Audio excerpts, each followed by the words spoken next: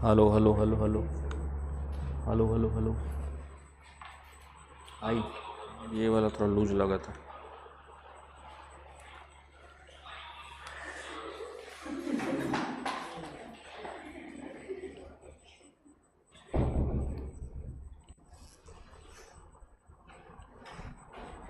तो ट्रोपोस्फियर सबसे निचला हमारा एटमॉस्फेयर का पार्ट है, उसके ऊपर होता है आपका स्ट्रेटोस्फियर, समताप मंडल। 50 किलोमीटर के आसपास। फिर इन दोनों के बीच में जो सीमा है उसका नाम क्या बताया था मैंने? ट्रोपोपॉज बताया था।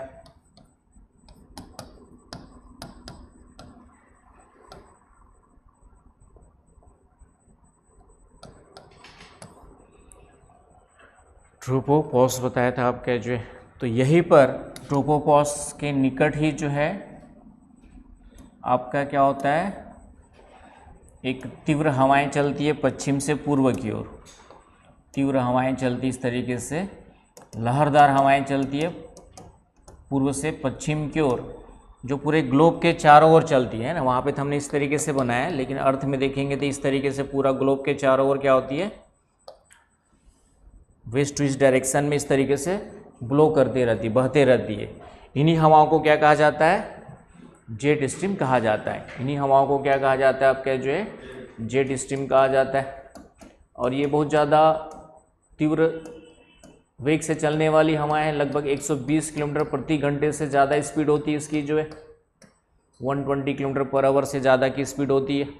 तो हाई स्पीड विंड्स होती है आपकी जो है, blowing in upper atmosphere. Clear है? ये आपका 3 डायमेंशनल होती है। 3 डायमेंशनल विशेषताओं में सब डाल सकते हैं हम लोग। तो त्रिविमी पौने होती है, 3 डायमेंशनल होती है। 3 डायमेंशनल 3 विमी होती है, मतलब लंबाई तो होती है, चौड़ाई, मोटाई और गहराई भी होती है ना। जैसे मैं आप लोग को दिख रहा हूँ, लंबा भी दिख रहा हूँ, चौड़ा भी दिख रहा हूँ, थोड़ा सा मोटा भी दिख रहा हूँ। खैर मोटा नहीं हूँ ऐसे, फिट हूँ, फिट। ठीक है, अपने उम्र के हिसाब से, जितने मेरे फ्रेंड्स हैं मेरे उम्र के, उसके हिसाब से 200% फिट हूँ। ठीक है, 100 भी नहीं, 200% फिट हूँ। ना कोई बीमारी है। आज भी सीढ़ियाँ दौड़ के चढ़ लेता हूँ, ठीक है, बिना हाफे। और तो इस तरीके से, तो उसके लिए हाँ एक्सरसाइज नहीं करता, रूटीनल नहीं है, लेकिन कुछ मेडिटेशन और वो, हाँ मतलब फिजिकल और मेडिटेशन दोनों को एक साथ मैंने खुद का एक्सपेरिमेंट करके बनाया हुआ है, जो मुझे 5-10-15 मिनट भी करूँगा मेरा काम हो जाता है। ठीक है, तो वो आऊँगा अभी बीच में मतलब थोड़ा सा काम कर रहा हूँ उस पर भी, कि फिजिकली और मेंटली फिट रहने के लिए। अब होता क्या है ना कि दौड़ धूप की ज़िंदगी है, किसी के पास सब बोलते टाइम नहीं है, सुबह उठेंगे, टिफ़िन पकड़ेंगे और काम करने जाना है। तो वैसी लाइफ में कैसे 15-20 मिनट में ही आप फिट रह सकते हैं, तो उस पर थोड़ा सा काम कर रहा हूँ। एनीवे, तो जेट स्ट्रीम की परिभाषा बन जाएगी अब। ठीक है, कहाँ पे बहती है वो बता देना है, पश्चिम से पूर्व दिशा में बहती है वो बता देना है, तीव्र वेग से चलने वाली हवाएं हैं और लहरदार हवाएं किस प्रकार की आपकी जो है, लहरदार का मतलब मियांडरिंग विंड्स है। ये क्या है आपका, मियांडरिंग विंड्स है। तो परिभाषा बन जाएगी आपकी कि क्षोभ सीमा के निकट पश्चिम से पूर्व की ओर तीव्र वेग से चलने वाली त्रिविमी हवाएं, त्रिविमी भी जोड़ सकते हैं वही भी परिभाषा में ही आपका जो है, त्रिविमी लहरदार पवनों को क्या कहा जाता है? लिख लो एक लाइन जल्दी से, फटाक से लिख लो। क्षोभ सीमा के निकट, वैसे तो लिख लिया होगा तुम लोगों ने, क्षोभ सीमा के निकट पश्चिम से पूर्व की ओर तीव्र वेग से चलने वाली, तीव्र वेग से चलने वाली लहरदार त्रिविमी हवाओं को जेट स्ट्रीम कहा जाता है ना। इंग्लिश में आपका near the tropopause from west to east direction, high speed meandering three dimensional winds, high speed west to east, from west to east direction, comma, ठीक है, from west to east direction, high speed meandering three dimensional winds are known as jet stream, है ना। परिभाषा compact और जो to the point है, कहानी ज़्यादा नहीं लिखना है, तो एक परिभाषा में लगभग सभी चीज़ें आ गई उसकी।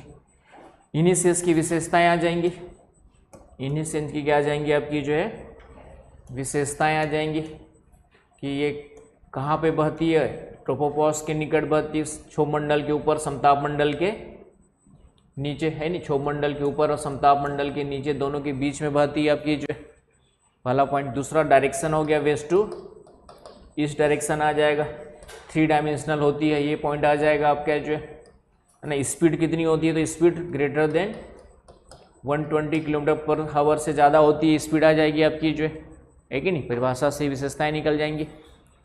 आ रही बात समझ में। और ये आपका अभी प्रकार देखेंगे, तो प्रकार को भी यहाँ पे विशेषताओं में कि दो प्रकार देखेंगे उसमें, तो एक प्रकार में जो देखेंगे उसमें देखेंगे दो प्रकार देखेंगे, उसमें एक की स्पीड ज़्यादा होती है दूसरे की तुलना में। तो यहाँ पे एक पॉइंट लिख लीजिए, पश्चिमी उपोष्ण जेट, पश्चिमी उपोष्ण जेट का वेग सर्वाधिक होता है, का वेग सर्वाधिक होता है, का वेग सर्वाधिक होता है। आप क्या जो है इंग्लिश में लिख लीजिएगा, स्पीड ऑफ वेस्टर्न या west subtropical jet, speed of west subtropical jet is greater than others,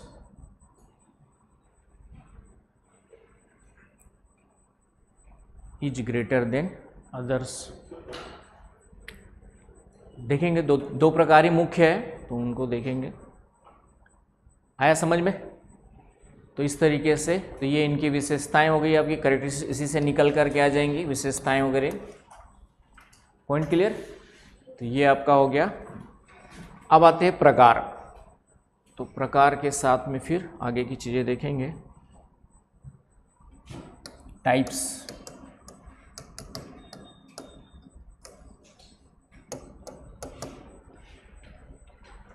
तो प्रकार में आएंगे तो मुख्य रूप से एक तो होता है परमानेंट स्थायी जेट,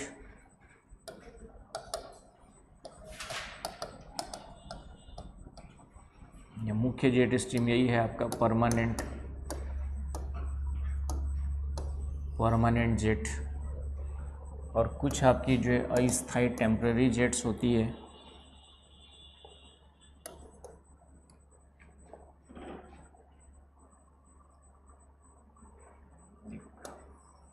बीच में बना लो अस्थायी,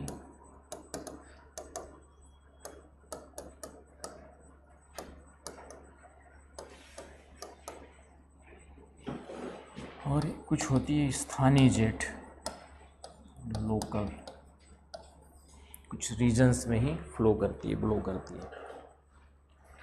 तो परमानेंट में दो आ जाएंगी, एक होता है आपका पश्चिमी उपोष्ण जेट, ये आपका 20 से लेकर के 45 के बीच में, वेस्टर्न सब ट्रॉपिकल जेट,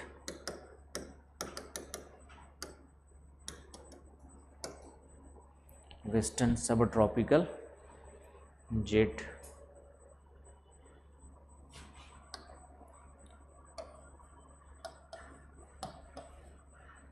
और दूसरा है ध्रुवी वाताग्र जेट,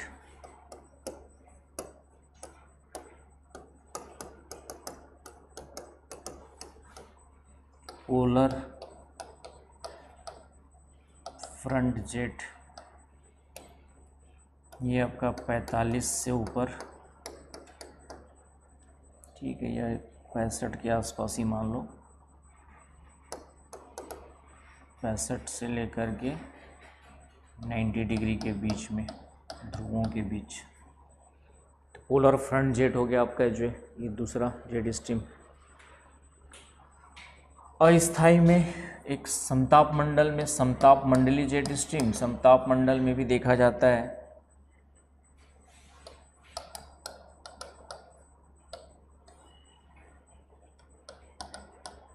स्ट्रेटोस्फेरिक या फिर इसको ध्रुवी रात्रि जेट भी कहते हैं, ध्रुवी रात्रि जेट, पोलर नाइट जेट भी कहा जाता है। स्थानीय में आपका उष्ण पूर्वी jet, tropical easterly jet,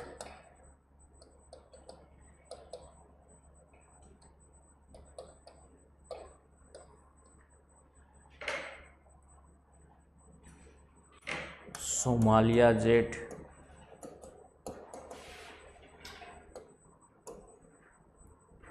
Flinder Flinder Flinder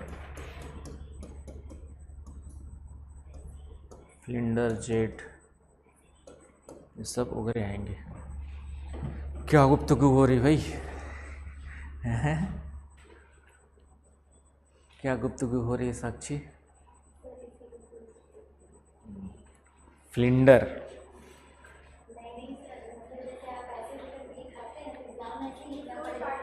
हाँ एग्ज़ाम में इसी बताना है।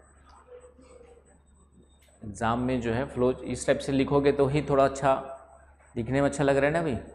और ऐसे सब एक साथ करके हौच-पौच करके लिख दोगे तो प्रेजेंटेशन मैंने कहा था ना कि प्रेजेंटेशन अपने हिसाब से और क्रिएटिविटी कुछ बता सकते हो तो बता देना। हाँ बस वही है फ्लिंडर, आगे जेट, फ्लिंडर जेट। तो सब चेंज करना है, इससे क्या है रिप्रेजेंटेशन आपका सही हो जाता है कि नहीं? क्या दिख रहा है, स्पेलिंग बताओ। बस वही है। और उसके अलावा चश्मा चेंज करो बोला ना मैंने भाई, स्पेलिंग क्या है?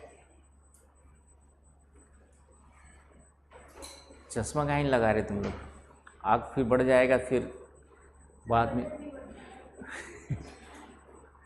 ठीक है, तो एक पहले मैंने दिखा लो, दूसरे मैंने चश्मा बनाने का काम करवा लो, एक साथ ज़्यादा नहीं हो रहे तो। फ्लिंडर, ठीक है, सोमालियन फ्लिंडर, फ्लिंडर जेट। तो ये 3-4 नाम हैं आपके।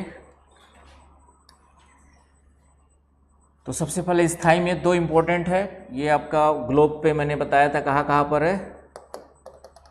एक आपका 20 से 45 के बीच में यहाँ पे चलती है, यहाँ पर आपका 20 से 45 के बीच में जो सालों भर रहेगी। और इसी की स्पीड बताया था मैंने ज़्यादा होती है। स्पीड क्या होती है इन सभी जेट स्ट्रीम में देखेंगे तो स्पीड किसकी ज़्यादा होती है? इसकी स्पीड इसका वेग क्या होता है? ज़्यादा होता है। शुरू में लिखवा दिया था वहाँ पे, तो यहाँ पे इसकी स्पीड ज़्यादा होती है। और शीतकाल में स्पीड और ज़्यादा होती है, विंटर में और ज़्यादा होती है, शीतकाल में और अधिक, शीतकाल में और अधिक, सभी के लिए लागू होगा है ना, सभी जेट स्ट्रीम। तो ये जेट स्ट्रीम भी शीतकाल में इसकी स्पीड क्या होती है आपकी? विंटर में और ज़्यादा होती है। हाँ सबकी ये स्पेशली इसके लिए अलग से लेते हैं हम लोग, लेकिन यदि ओवरऑल पूछेगा तो भी लागू हो जाएगा। तो पश्चिमी उपोष्ण जेट स्ट्रीम, और ये जेट स्ट्रीम जो है भारतीय मानसून को और दक्षिण एशिया के मानसून को प्रभावित करती है। भारतीय और दक्षिण एशिया के मानसून को क्या करती है? प्रभावित करती है। तो मौसम जलवायु पे प्रभाव में आ जाएंगे, तो जेट स्ट्रीम पढ़ेंगे तो कैसे करती है वहाँ पे देखेंगे। दक्षिण एशिया के मानसून को प्रभावित करती है। Indian and south Asia monsoon affected, इससे क्या होता है? इम्पैक्टेड। आया समझ में? ये 2-3 पॉइंट्स याद रखने हैं पश्चिमी उपोष्ण जेट स्ट्रीम के बारे में, वेस्टर्न सब ट्रॉपिकल जेट के बारे में आपका जो है याद रखना है, ठीक है। तो याद रखना भारतीय क्वेश्चन यहाँ प्रीलिम्स वगैरह में आएगा, भारत की जलवायु, भारत के मानसून को कौन सी जेट का संबंध है? तो एक तो ये वाला आएगा, एक इधर वाला भी, ये भी पढ़ेंगे, भी आएगा, उसमें पूर्वी जेट भी आएगा, ये वाला भी आएगा। तो क्वेश्चन से आप इस तरीके से मानसून के संदर्भ में बन सकते हैं कि भारत की जलवायु को निम्न में से कौन सी जेट स्ट्रीम प्रभावित करती है, तो ये दो का नाम आएगा, ये और आगे भी पढ़ेंगे। तो ये भी आपके जो भारतीय मानसून को, दक्षिण एशिया के मानसून को प्रभावित करती है, दक्षिण एशिया के मानसून को ये भी प्रभावित करती है। कौन सी वाली? North easterly tropical easterly jet, right. और ये समर में होती है, उसको अलग से देखेंगे। आया समझ में? तो ये 3-4 पॉइंट जो बताया वही बार बार पढ़ करके दिमाग में याद रखना है, बहुत ज़्यादा उसमें डेप्थ में जाके क्वेश्चंस नहीं पूछेगा, इसी में से आएगा। जेट स्ट्रीम से क्वेश्चन कम ही पूछा है, ऑप्शनल में भी कभी कभार पूछा है, जीएस में भी मेरे ख्याल से पूछा होगा, तो बताइएगा आप लोग। क्वेश्चन देख रहे हो कि नहीं देख रहे हो? क्वेश्चन देख रहे हो, नहीं देख रहे हो? चलिए, दूसरा आते हैं ध्रुवी वाताग्र जेट। ये आपका 65 से लेके 90 के बीच में, 65 से लेके 90 के बीच में है। तो ये आपका यहाँ पर देखा था हमने, और ये बताया था मैंने, शीतोष्ण चक्रवातों की उत्पत्ति को प्रभावित करते पढ़ा था वापस। टेम्परेट साइक्लोन्स की उत्पत्ति के लिए रिस्पॉन्सिबल होते हैं, टेम्परेट साइक्लोन्स की उत्पत्ति में इनका रोल होता है। ओरिजिन ऑफ टेम्परेट साइक्लोन,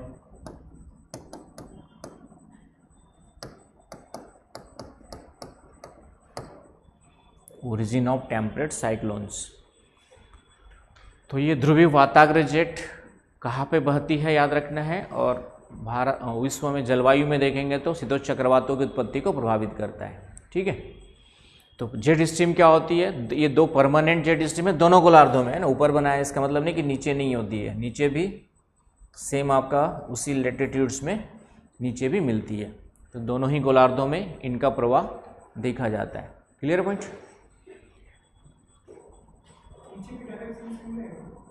हाँ, ऐसे वही वेस्ट ट्विस्ट आपका जो है।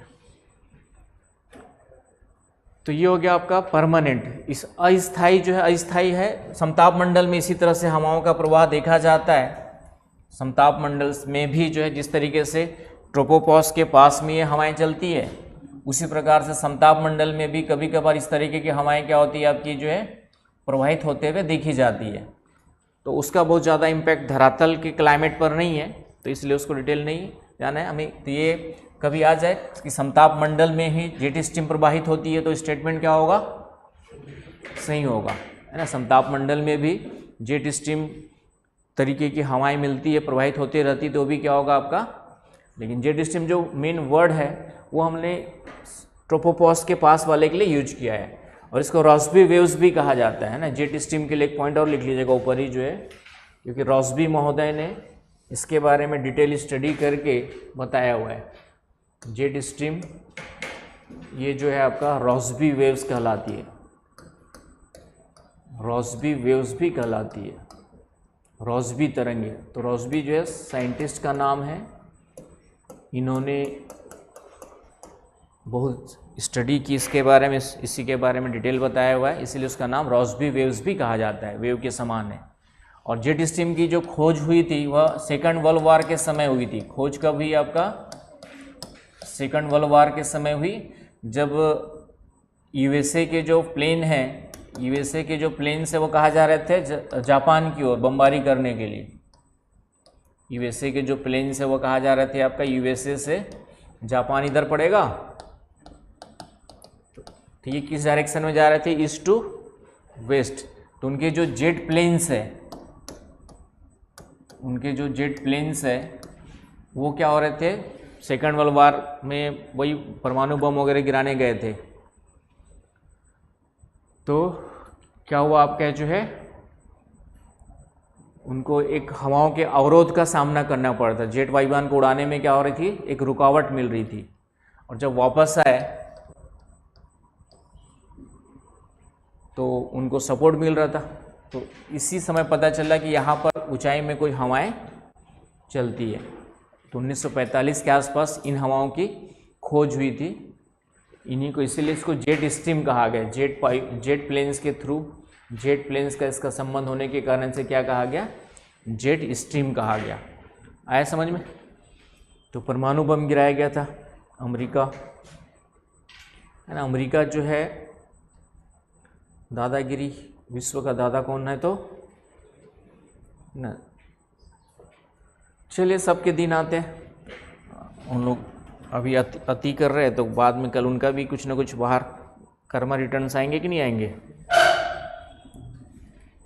कर्मा रिटर्न्स हमेशा आते हैं। तो अभी पावरफुल है तो दुनिया जो है सच्चाई की नहीं, दुनिया किसकी है, ताकत वालों की, पावरफुल लोगों की है।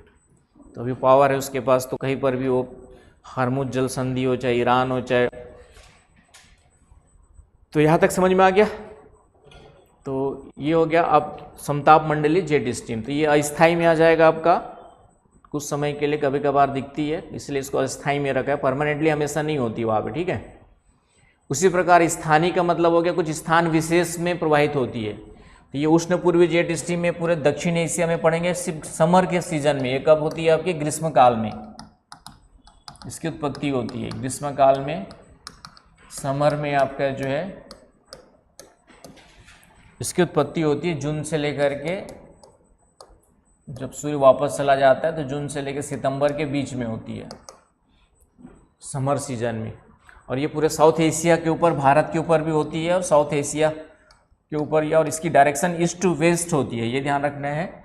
इसकी डायरेक्शन क्या होती है, इसलिए इसको पूर्वी जेट कहा गया है। तो सिर्फ समर में इसकी ओरिजिन होती है, क्यों होती देखेंगे जब मानसून पढ़ाऊंगा उसमें। तो समर में होती है। दूसरा डायरेक्शन इसकी क्या होती है, ईस्ट टू वेस्ट हो जाएगी। और साउथ एशिया, इंडिया, इनके ऊपर प्रवाहित होती है पूरा का पूरा। इधर इवन अफ्रीका तक इसका प्रभाव रहेगा, इधर अफ्रीका भी आ जाएगा। तो साउथ एशिया का मानसून प्रभावित होता है ना। अफ्रीका तक इसका प्रभाव होता है। अफ्रीका तक कहाँ तक होता है तो अफ्रीका तक, टिल अफ्रीका तक इसकी स्थिति देखी जाती है। तो ये ट्रॉपिकल ईस्टर्ली जेट स्ट्रीम हो गया। तो 2-3 नाम याद रखने, क्लियर है, 2-3 पॉइंट्स याद रखने। इसके अलावा सोमालिया जेट, सोमालिया कहाँ पर है भाई, कौन बताएगा, श्रेया कते कहना हवे सोमालिया हर बता no idea. Anushka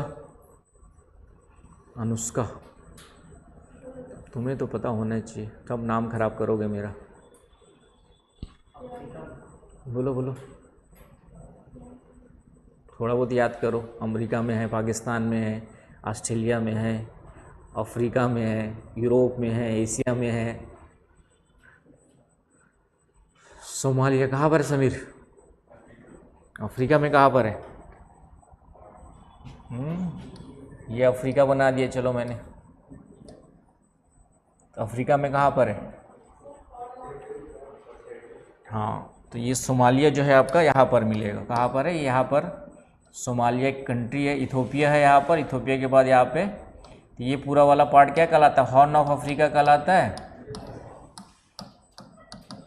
horn of Africa कहलाता है।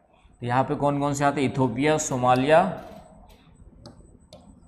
इथियोपिया आता है आपका, सोमालिया है, जिबूती करके कंट्री यहाँ पर, और इरिट्रिया करके भी एक कंट्री है, और एक जिबूती करके कंट्री है, जिबूती। आपका जो जिबूती की स्पेलिंग किससे है? डी से है।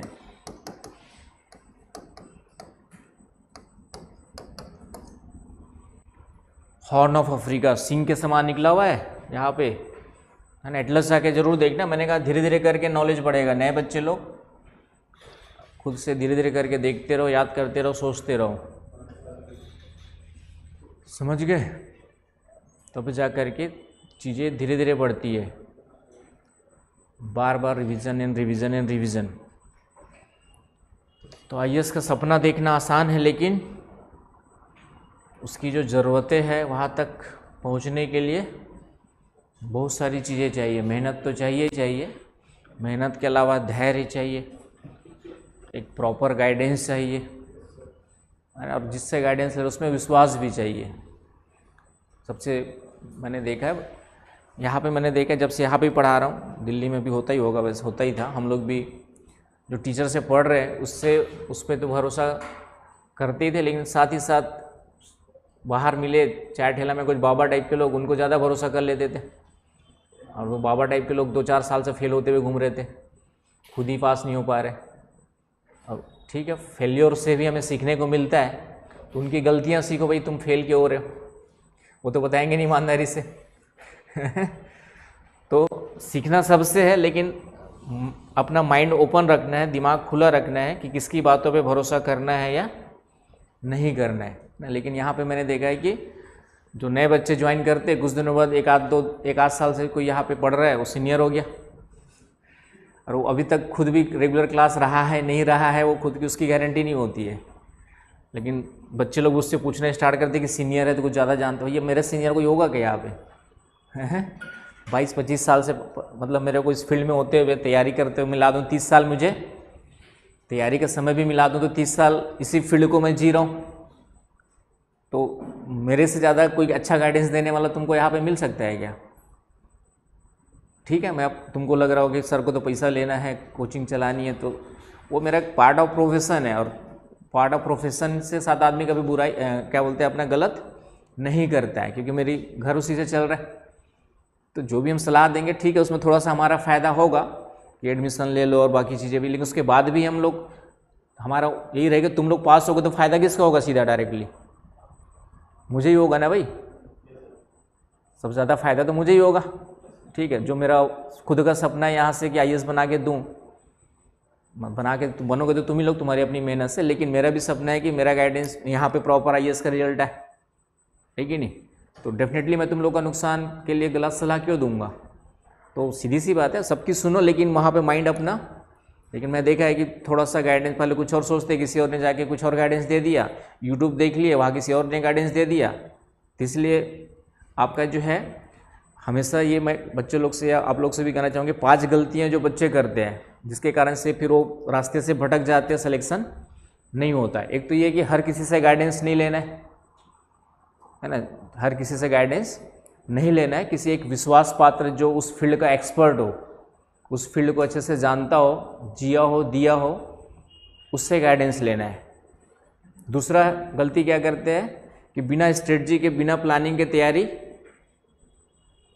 चलने लग जाती है, क्योंकि प्लानिंग ही नहीं है। कभी भी कोई भी सब्जेक्ट उठा के पढ़ लिए, कभी भी कुछ भी उठा के पढ़ लिए, कभी यूट्यूब से देख लिए, कभी यहाँ से देख लिए, कभी वहाँ से देख लिए, तो वो वेस्ट ऑफ टाइम है। तो एक प्रॉपर स्ट्रेटजी प्लानिंग तैयार करो कि भैया हमें 1.5-2 साल में इस तरीके से स्टेप बाय स्टेप चलना है। जैसे 2 साल में मैं आपको कहता हूँ कि 1.5 से 2 साल मैं सिलेबस 1 साल में भी ख़त्म कर सकता हूँ, मेरे लिए कोई बड़ी बात नहीं है ना। 3 घंटे पढ़ा के 1 साल में सिलेबस ख़त्म कर सकता हूँ मैं, लेकिन वो कुछ चीज़ें तुम्हारे ऊपर से जाएंगी। थोड़ा टाइम लेने के पीछे कारण ये होता है कि तुम लोग को नुकसान ना हो। तो हमें ख़त्म करने हमारा क्या, 1 साल में बैच ख़त्म, नए बच्चे फिर एडमिशन लेकर, हमारा तो फ़ायदा ही है।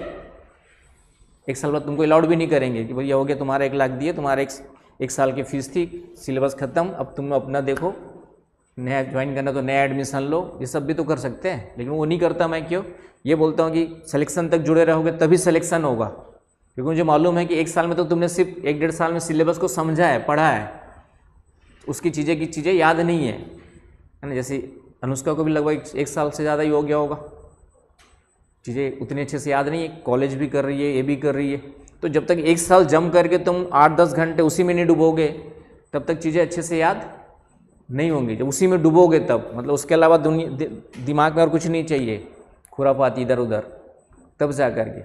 तो दूसरी गलती बच्चे जो करते हैं, क्या करते हैं कि बिना स्ट्रेटजी के, बिना प्लानिंग के, जिसकी माने जो पढ़ना, जो किसी ने कहा ये बुक पढ़ लो, किसी ने कहा वो बुक पढ़ लो। तो तीसरी गलती क्या नहीं करनी है कि सोर्सेस नहीं बदलने हैं, कि किसी टीचर ने जो सोर्स बताया, ठीक है, जो भी अलग अलग टीचर के सोर्स होते हैं, लेकिन कॉन्स्टिट्यूशन वाला टीचर ने बताया तो ठीक है, उनको फॉलो करो। कि मैंने कुछ कहा तो दूसरी बुक उठा के पढ़ ली, तीसरे सर ने किसी ने कहा तो वो बुक उठा के पढ़ ली, ये सब नहीं करना है। मैंने कहा ना कि सोर्सेस फिक्स नहीं रहेंगे तो फिर आप फिर भटकते रहोगे, चीज़ें याद ही नहीं होंगी। इसलिए मैं कहता हूँ कि 10 चीज़ों को मत पढ़ो, एक बार पढ़ने से अच्छा है कि एक चीज़ को 10 बार पढ़ो। तो उससे क्या होगा, चीज़ें वहाँ की जो चीज़ें अच्छे से याद हो जाएंगी। है ना। और एक आप हो सकता है कि 90% क्वेश्चन वहाँ से आ रहे, 10% कहीं और से भी आ रहे होंगे, लेकिन 90% पहले सही तो करो, उसी में सिलेक्शन हो जाएगा तुम्हारा। जो तीसरी गलती क्या करते हैं बच्चे, क्या करते हो कि सोर्सेस फिक्स नहीं करते हो, है ना। किसी ने कहा ये पढ़ लो, किसी ने कहा वो पढ़ लो, फिर किसी ने कहा ऑनलाइन देखे तो ये वाला करंट अफेयर पढ़ लो, वो वाला करंट अफेयर पढ़ लो। ठीक, करंट अफेयर में थोड़ा समस्या जाती है, लेकिन उस समय के साथ सॉल्व होता है, एक दिन में नहीं होता करंट अफेयर वाली प्रॉब्लम। वो धीरे धीरे जब सभी सब्जेक्ट का नॉलेज तुम्हारे पास आ जाएगा तो करंट अफेयर अपने आप जोड़ना सीख जाओगे धीरे धीरे करके। आ रही बात समझ में? तो वो उस पर भी काम कर रहा हूँ मैं, और डेली कैसे करंट अफेयर वगैरह को थोड़ा सा बता करके तुम लोग को किया जाए, तो उस पर भी काम चल रहा है। तो इस तरीके से तीसरी गलती जो करते हैं कि सोर्सेज चेंज करते हैं बार बार। फिर चौथी गलती क्या होते हैं, वो PYQs और MCQs सॉल्व करने वाली गलतियाँ। उसके लिए सोचते कि परफेक्ट टाइम का इंतज़ार करते कि पहले थोड़ा पढ़ लेते हैं, सिलेबस समझ लेते हैं, याद कर लेते हैं, फिर सॉल्व करेंगे। वो नहीं करना है। जो भी जैसे जेट स्ट्रीम पढ़ाया मैंने आज, तो तुरंत जा करके जेट स्ट्रीम के क्वेश्चंस देखो। आपके पास हार्ड कॉपी भी है, नहीं है तो आज की डेट में मैंने कहा इजीली आपके पास क्वेश्चंस आ जाते, PYQs आ जाते, उससे रिलेटेड MCQs आराम से निकाल सकते हो। तो आज की डेट में कोई AI के ज़माने में कोई समस्या है ही नहीं आपके पास। तो साथ ही साथ PYQs और MCQs सॉल्व करना स्टार्ट करो। उस टॉपिक के जितने भी, पहले तो उस टॉपिक को समझो, पढ़ो अच्छे से, उसके बाद फिर उस टॉपिक को क्या कर लो, आ रही ना बस समझ में, तो ये MCQs वगैरह सॉल्व कर लो। ये आपका जो नहीं करने। और लास्ट वही है, शॉर्टकट ढूंढते हैं। साल भर पढ़ेंगे नहीं, 2 साल तक कोचिंग किए, कोचिंग के नाम से घर वाले से बाहर है, बाद में जब एग्ज़ाम देने का टाइम आता है, प्रेशर आता है, घर वाले डंडा पीछे से चलाते हैं कि अब वो 2 साल हो गए, कुछ रिजल्ट दो, तो फिर शॉर्टकट ढूंढने लग जाते हैं। हो रहा है ना, आपके आसपास भी ऐसे कुछ लोग होंगे जो 2 साल से इधर उधर टाइम पास कर रहे हैं और फिर उसके बाद शॉर्टकट ढूंढ रहे कि जल्दी से क्या शॉर्टकट कहाँ से पढ़े, शॉर्टकट कहाँ से करंट अफेयर पढ़ा जाए, कहाँ से शॉर्टकट ज्योग्राफी पढ़ने को मिल जाए, हिस्ट्री पढ़ने को मिल जाए। ऐसे है ना आसपास लोग जो है, तो उससे बचना है। तो जब तक आपकी पूरे सिलेबस पे अच्छे अंडरस्टैंडिंग नहीं होगी, सही समझ नहीं होगी, हर एक कॉन्सेप्ट की क्लियरिटी नहीं होगी, तब तक UPSC का U भी पकड़ में नहीं आना है। समझ में आया? तो ये 5 गलतियाँ आप लोग को बिल्कुल भी नहीं करनी, नहीं तो टाइम लेना है, धैर्य रखना पड़ेगा, उसके बिना ऑप्शन काम नहीं है आपका। तो ये थोड़ा सा ध्यान देना है आप लोग को। तो हॉर्न ऑफ अफ्रीका, तो यहाँ पे सोमालिया, तो सोमालिया में जो है, यहाँ पर भी सोमालिया के ऊपर समर वगैरह सीजन में पर्टिकुलर टाइम पे यहाँ पर भी एक जेट स्ट्रीम स्थानीय रूप से देखी गई है, स्थानीय जेट स्ट्रीम के रूप में सोमालिया वगैरह, यहाँ पर सोमालिया जेट स्ट्रीम, तो सोमालिया के ऊपर जो है सोमालिया जेट स्ट्रीम।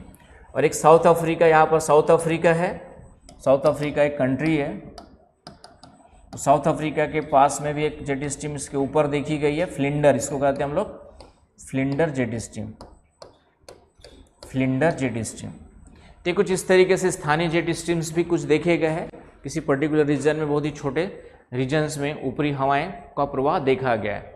तो 1945 से लेकर के अभी तक 2025-26, 50-60 साल ज्योग्राफी के लिए बहुत कम समय होता है।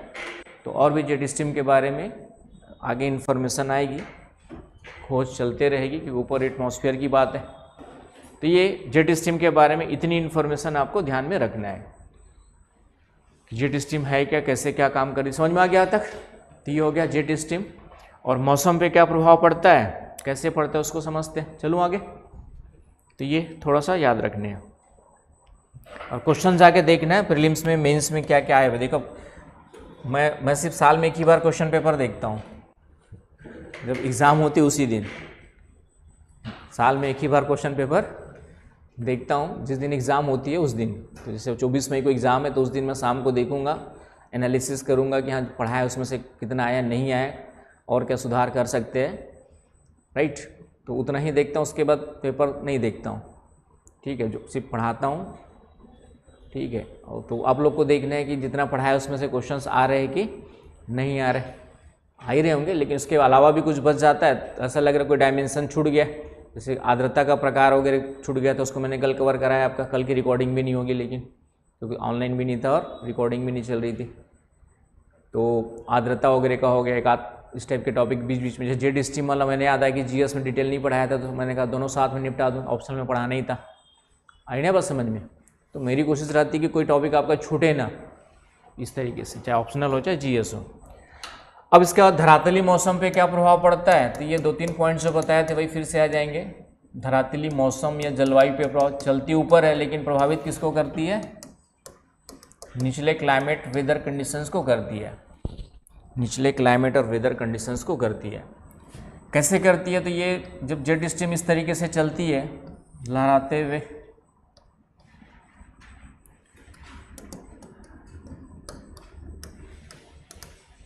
तो इस जेट स्ट्रीम, ये आपका सरफेस, यहाँ पर इसके नीचे आदित्य खड़ा है और इसके नीचे यहाँ पर कौन खड़ा है, किसको खड़ा करूँ, लो प्रियांशु को खड़ा कर देते हैं। तो दोनों के ऊपर क्लाइमेटिक कंडीशंस, वेदर कंडीशंस क्या होगी, अलग अलग होगी। कैसे होगी, यहाँ पर हमारे इसके सर के ऊपर बैठ रही है, तो यहाँ पे प्रेशर क्या बनाएगी, हाई प्रेशर बनाएगी। तो हाई प्रेशर का मतलब ही होता है मौसम साफ सुथरा, मौसम क्या रहेगा आपका, स्वच्छ रहेगा, ड्राई एंड क्लीन रहेगा।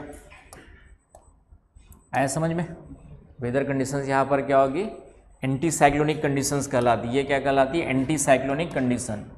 तो जहाँ पे हवाएं बैठती है वो एंटी साइक्लोनिक कंडीशंस कहलाती है। मौसम वहाँ पे हाई प्रेशर बनेगा,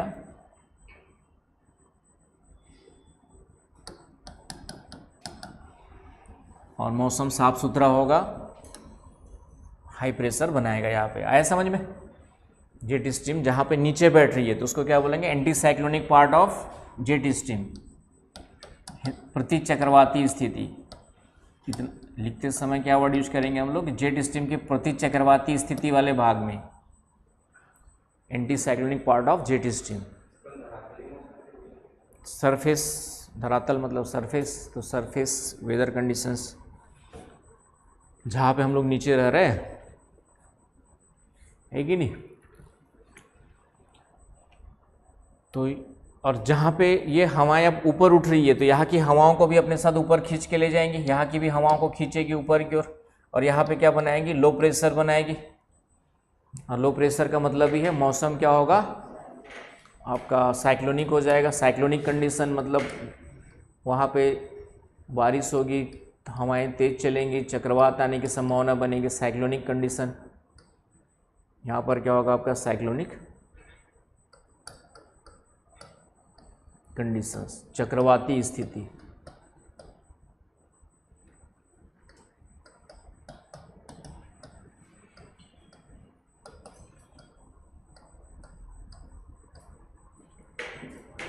तो साइक्लोनिक कंडीशन का मतलब यहाँ पर मौसम अस्थिरता रहेगी, इनस्टेबिलिटी रहेगी। इनस्टेबिलिटी का मतलब ही है हवाएं चलेंगी, तूफान चलेंगे, बारिश होगी,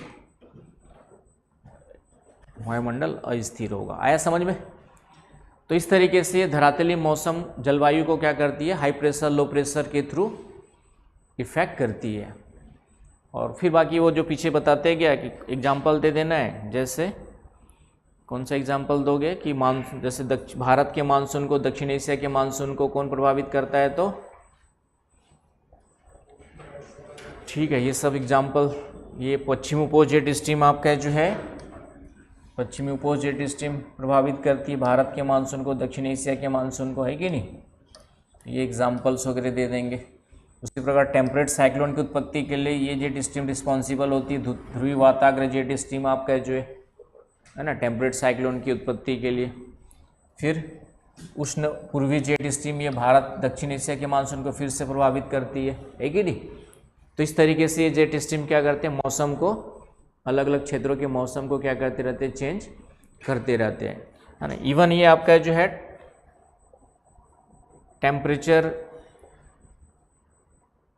वेरिएशंस भी लाते हैं, है ना। ठंडी और गर्म हवाओं को इधर उधर मिलाते रहते हैं, पूरे के पूरे ग्लोब में चलती है हवाएं जो है इस तरीके से। और ये लहर, तो इधर की ठंडी हवाएं कहाँ तक आ जाएंगी, यहाँ की ठंडी हवाएं इस जेट स्ट्रीम के साथ साथ गर्म क्षेत्रों में आ गई, है कि नहीं। और गर्म क्षेत्र की हवाएं इधर ठंडे क्षेत्रों में चले जाती है, और इस तरीके से यहाँ पे टेम्परेचर डिफरेंस या ऊष्मा संतुलन का काम के लिए भी रिस्पॉन्सिबल होते हैं। हीट बैलेंस के लिए भी ये जेट स्ट्रीम्स वगैरह क्या हो जाएंगे, रिस्पॉन्सिबल होंगे हीट बैलेंस के लिए भी, है कि नहीं, गर्म क्षेत्र से ठंडे क्षेत्रों की ओर। इसलिए कभी कभी दुबई में अचानक से बारिश हो गई या अचानक से ठंडा हो गया तो जेट स्ट्रीम जैसी हवाएं जिम्मेदार होती है, आई ना बात समझ में।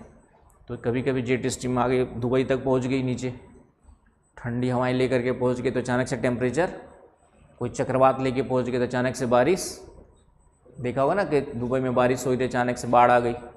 सूखा क्षेत्र है, बारिश कम होती है सामान्यतः, लेकिन कभी कभार, तो ये सब जेट स्ट्रीम हो गए उसके लिए क्या होते हैं, रिस्पॉन्सिबल होते हैं। आया समझ में, तो ये थोड़ा सा ध्यान में रखना है, ये हो गया। और बाकी जो है इसी के लिए एक वर्ड यूज करते हैं पोलर वल करके। तो ये जो जेट स्ट्रीम होती है, एक वर्ड यूज करते हैं पोलर वल, ये भी शायद कहीं पे पूछा था, ध्रुवी भंवर, ध्रुवी भंवर करके वर्ड यूज होता है आपका जो है पोलर वल करके। तो ये क्या होता है कि जेट स्ट्रीम जब यहाँ पे बहुत ज़्यादा लहरदार हो जाती है इस तरीके से, तो बीच बीच में हवाएं जो है यहाँ पर क्या होती है, भंवर के रूप में घूमने लगती है ना। जेट स्ट्रीम आपकी क्या है, यहाँ पे बहुत ज़्यादा इस तरीके से क्या होगा, इस तरीके से बहुत ज़्यादा मेंडरिंग हो गई पूरे ध्रुवों के चारों ओर। तो बीच बीच में ये जो हवाएं होती है अब आपस में इस तरीके से बीच बीच में हवाएं क्या होती रहती है, भंवर के रूप में, इनके बीच बीच में हवाएं इस तरीके से भंवर के रूप में घूमते रहती है।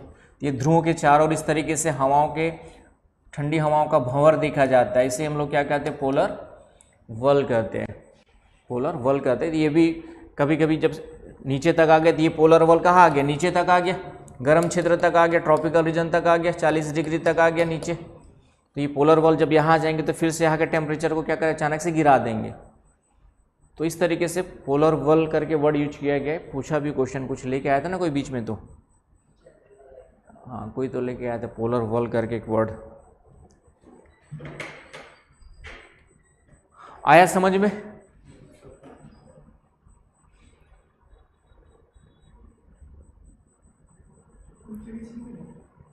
सबके बने, इनके बीच बीच में बनेगा ना, ये यहाँ पे हवाएं इस तरीके से एकदम तेजी से नीचे बैठी इधर आ गई तो बीच में हवाएं उसको बाहर निकलने का मौका ही नहीं मिलेगा ना, इसके बीच में घूमते रहेंगे यहाँ पे, क्योंकि ये तो इसके आसपास तो चारों ओर तीव्र हवाएं चल रही ना, ये वाली, ये हवाएं तो क्या है, तीव्र हवाएं, इसके बीच में भी इस तरीके से भंवर टाइप की हवाएं चलते रहती है। तो ये ध्रुवों के ऊपर दिखाई देती है तो उसको पोलर वल कहा गया, ध्रुवी भंवर कहा गया, राइट। नोट्स में भी इसके बारे में लिखा होगा, पढ़ोगे जा करके। तो नोट्स का यूटिलाइज कैसे करते हो, वही जैसे जो टॉपिक पढ़ा रहा हूँ वही जाके एक बार देख लो, पढ़ लो, है ना, जो पढ़ा चुका उसको पढ़ लो।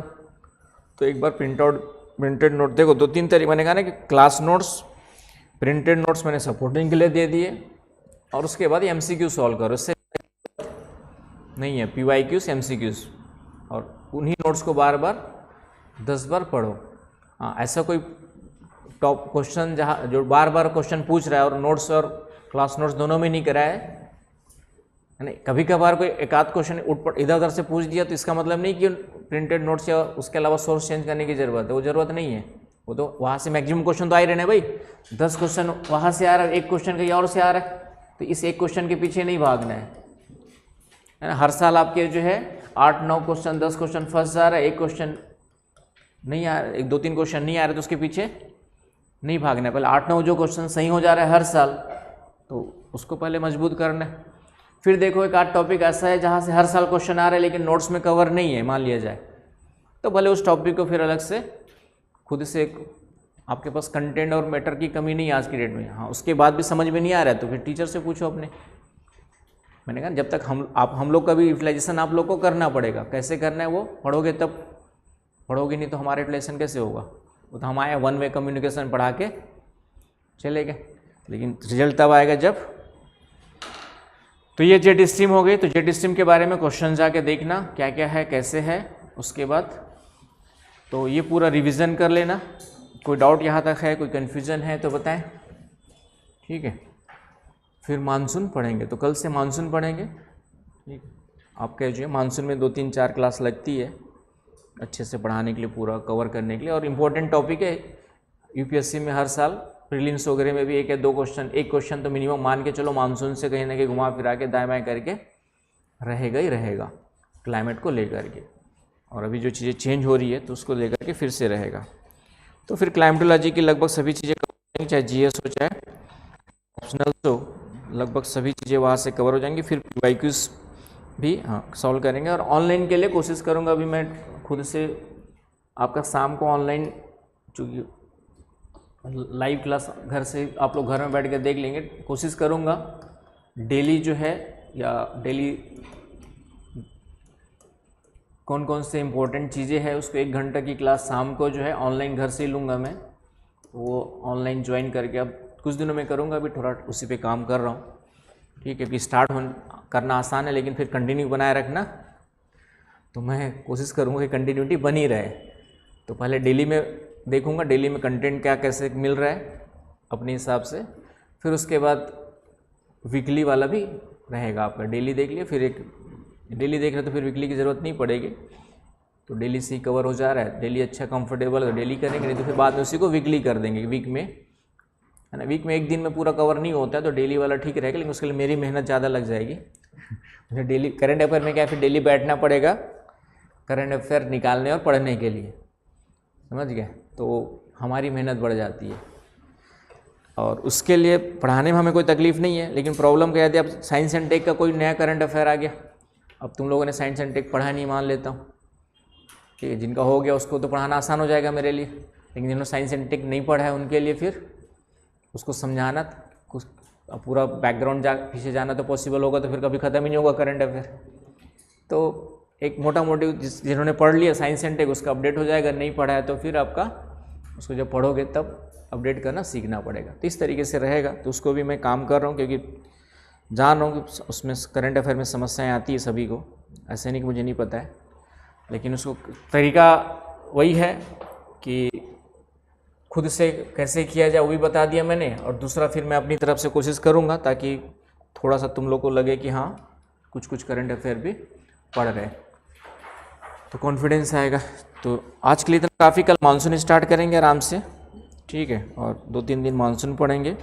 फिर मैं सोशल इश्यूज़ वाले टॉपिक उठाऊंगा, 1-2 दिन ब्रेक लेके आपके जो है ना। पहले जितना मैंने अभी क्लाइमेटोलॉजी पढ़ाया है वहाँ से क्वेश्चंस प्रीलिम्स वगैरह में ठीक ठाक आते हैं, है ना। क्लाइमेटोलॉजी से प्रीलिम्स में, यूपीएससी की प्रीलिम्स में क्वेश्चंस ठीक ठाक आते हैं। तो ये जितने भी क्वेश्चंस हैं वो आप लोग को प्रैक्टिस करनी है, नहीं बनता है तो ले करके आना है। तो 1-2 दिन टाइम ले लेना, आराम से क्लाइमेटोलॉजी के क्वेश्चंस देखना, मेंस के भी देखना, चाहे ऑप्शनल हो चाहे जीएस हो।